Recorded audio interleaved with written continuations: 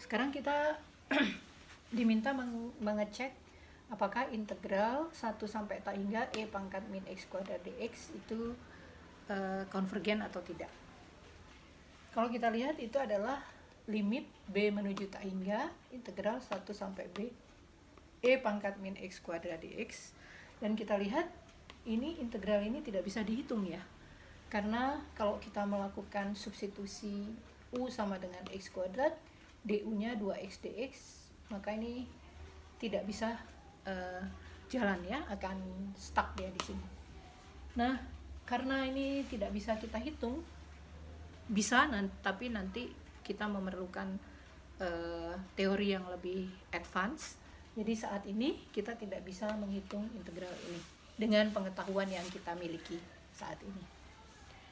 Maka kita bandingkan cara lain, itu kita bandingkan integral 1 sampai b e pangkat min x kuadrat dx. Kita tahu bahwa ini tuh nilainya positif selalu di antara 1 sampai b, b-nya membesar menuju tak hingga. Maka ini tuh tidak lain adalah luas. Dan ini akan lebih kecil atau sama dengan integral 1 sampai b e pangkat min x dx. Ini juga luas. Jadi kita simpulkan, dan ini integral 1 sampai b e pangkat min x dx itu adalah min e pangkat min b tambah e pangkat min 1. Ini akan lebih kecil dari kalau kalau b-nya menuju tak hingga, ini akan lebih kecil dari e pangkat min 1 saja. Nah, artinya apa? Artinya integral 1 sampai b e pangkat min x kuadrat dx itu tentu akan konvergen ke suatu nilai, tapi di sini kita tidak bisa menghitung konvergennya kemana.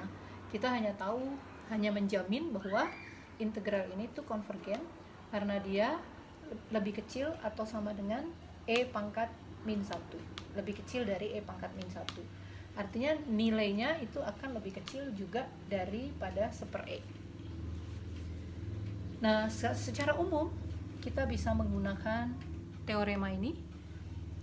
Pertama, f dan g-nya harus kontinu di selang tutup A sampai tak hingga buka, dengan harus memenuhi fx dan gx-nya harus positif dahulu. Jadi 0 lebih kecil sama dengan fx lebih kecil sama dengan gx untuk semua x yang ada di selang ini.